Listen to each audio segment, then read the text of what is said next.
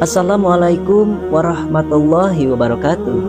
Sudah tahukah sahabat semuanya, ketika kita berziarah dan juga mengetahui manaqib atau kisah para nabi dan juga seorang waliullah, secara tidak langsung batin kita sudah terhubung dengan beliau, dan kita sedang menjamani ketika beliau sedang syiar. Insya Allah kita akan bersama-sama dengan para aulia Allah dan juga para kekasih Allah jaga yaumil akhir selaku muhibin beliau. Insya Allah, amin ya Allah ya rabbal alamin. Laulal murabi ma araftu rabbi. Jika bukan karena guru kita, tentu kita bukanlah apa-apa dan hanya butiran debu yang hilang ketika terhempas angin. Maka dari itu, ayo kita sama-sama bersolawat kepada baginda Nabi Muhammad SAW dan mengetahui manaqib dari para waliullah dan juga manaqib para alim ulama, yang saat ini admin akan bahas dan juga mengisahkan seorang waliullah masyhur, yakni Syekh Abdul Muhyi Pamijahan Tasikmalaya, beserta sejarah Gua Safarwadi yang terhubung ke kota Makkah. Syekh Abdul Muhyi lahir di Mataram tahun 1650. Mataram di sini ada yang menyebut di Mataram Lombok, tetapi ada juga yang menyebut Kerajaan Mataram Islam. Banyak sekali ulama masyhur Jawa Barat yang keterikatan dengan beliau, dan salah satunya adalah Pangersa Waliullah dari Cianjur, yakni Pangersa Mama Gentur, yang bergelar Al-Alim, Al-Alamah, Al-Amil Al-Wara, Mama Ahmad Syatibi Al-Qanturi Al-Jawi Asy-Syafi'i. Beliau adalah ayahanda dari waliullah Mama Aang Gentur, sang waliullah dari kampung Gentur, dan masih banyak lagi ulama masyhur yang masih keterikatan duriah kepada beliau. Syekh Abdul Muhyi adalah seorang sahabat dari Syekh Ja'far Shiddiq Sunan Haruman Garut dan Syekh Mansuruddin Cikarang Banten. Syekh Abdul Muhyi dijuluki seorang waliullah yang memiliki banyak karomah. Ayahanda dari Syekh Abdul Muhyi adalah seorang bangsawan Sunda.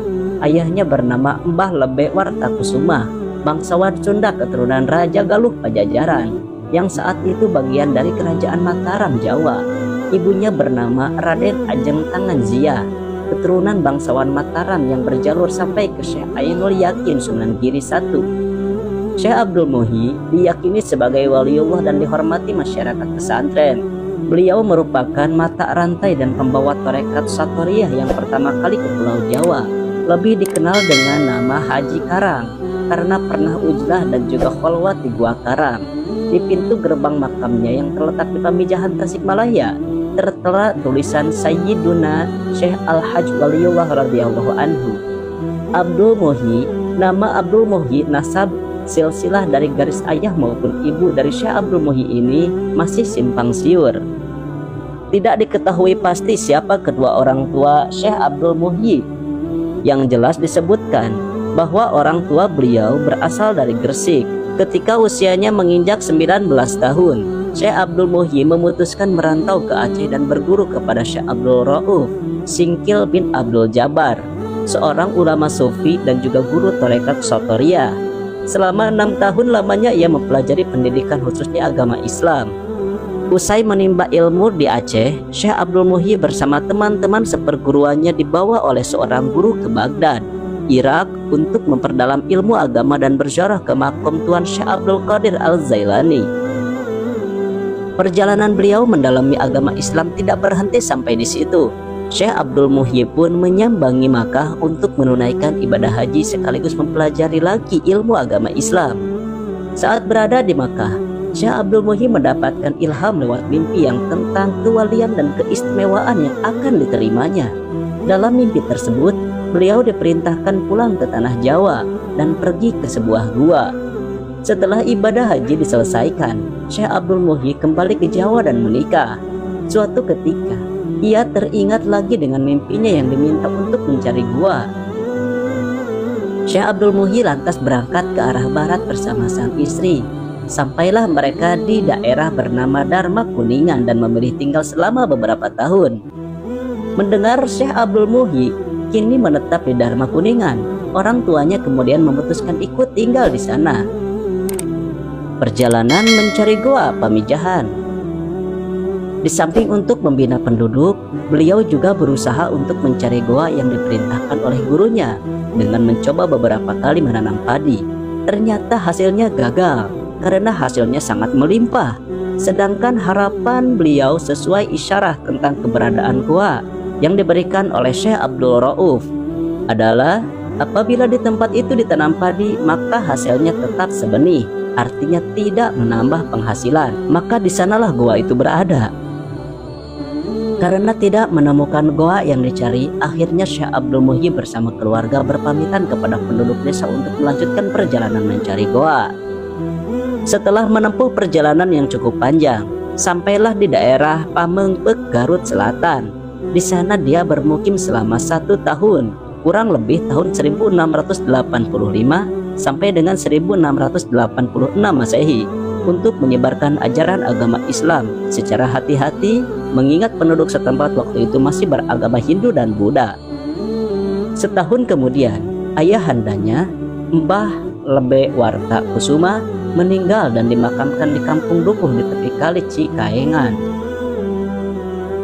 Beberapa hari seusai pemakaman ayahandanya, beliau melanjutkan perjalanan mencari goa dan sempat bermukim di Batuwangi. Perjalanan dilanjutkan dari Batuwangi hingga sampai di Labaksiu dan bermukim di sana selama 4 tahun, kurang lebih tahun 1686 sampai dengan 1690 Masehi. Walaupun di Labaksiu tidak menemukan goa yang dicari, dia tidak putus asa dan melangkahkan kakinya ke sebelah timur dari Labaksiu, yaitu di atas Gunung Kampung Cilumbu. Akhirnya dia turun ke lembah sambil bertafakur, melihat indahnya pemandangan sambil mencoba menanam padi. Bila senja tiba, beliau kembali ke Labaksiu menjumpai keluarganya, karena jarak dari tempat itu tidak begitu jauh, sekitar 6 km. Suasana di pegunungan tersebut sering membawa perasaan tenang, maka gunung tersebut diberi nama Gunung Mujarod, yang berarti gunung untuk menenangkan hati. Pada suatu hari, Syekh Abdul Muhyi melihat padi yang ditanam telah menguning dan waktunya untuk dipetik. Saat dipetik terpecahlah sinar cahaya kewalian dan terlihatlah kekuasaan Allah Subhanahu wa Ta'ala. Padi yang telah dipanen tadi ternyata hasilnya tidak lebih dan tidak kurang, hanya mendapat sebanyak benih yang ditanam saja. Ini sebagai tanda bahwa perjuangan mencari goa sudah dekat. Untuk meyakinkan adanya goa di dalamnya, maka di tempat itu ditanam padi lagi, sambil berdoa kepada Allah Subhanahu wa Ta'ala, semoga goa yang dicari segera ditemukan. Maka dengan kekuasaan Allah Subhanahu wa Ta'ala, padi yang ditanam tadi segera tumbuh dan waktu itu juga berbuah dan langsung menguning, lalu dipetik dan hasilnya ternyata sama sebagaimana hasil panen yang pertama. Di sanalah beliau yakin bahwa di dalam gunung itu ada goa. Sewaktu Syekh Abdul Muhyi berjalan ke arah timur, terdengarlah suara air terjun dan kicauan burung yang keluar dari dalam lubang. Dilihatnya lubang besar itu, di mana keadaannya sama dengan goa yang digambarkan oleh gurunya. Seketika itu pula, kedua tangannya diangkat memuji atas kebesaran Allah Subhanahu wa Ta'ala. Telah ditemukan goa bersejarah, di mana di tempat itu dahulu Syekh Abdul Qadir Al-Zailani menerima ijazah ilmu agama dari gurunya yang bernama Imam Sanusi. Goa yang sekarang dikenal dengan nama Goa Pamijahan adalah warisan dari Syekh Abdul Qadir Al-Zailani yang hidup kurang lebih 200 tahun sebelum Syekh Abdul Muhyi Pamijahan. Masya Allah. Goa ini terletak di antara kaki Gunung Mujarod. Sejak goa itu ditemukan, Syekh Abdul Muhyi bersama keluarga beserta santri-santrinya bermukim di sana. Di samping mendidik santrinya dengan ilmu agama, beliau juga menempuh jalan torekat. Menurut pendapat yang masyhur, sesampainya Syekh Abdul Muhyi ke derajat kewalian melalui Thariqah Muttabaroh Satoriyah, yang silsilah keguruan atau kemursyidhan sampai kepada Rasulullah Shallallahu Alaihi Wasallam.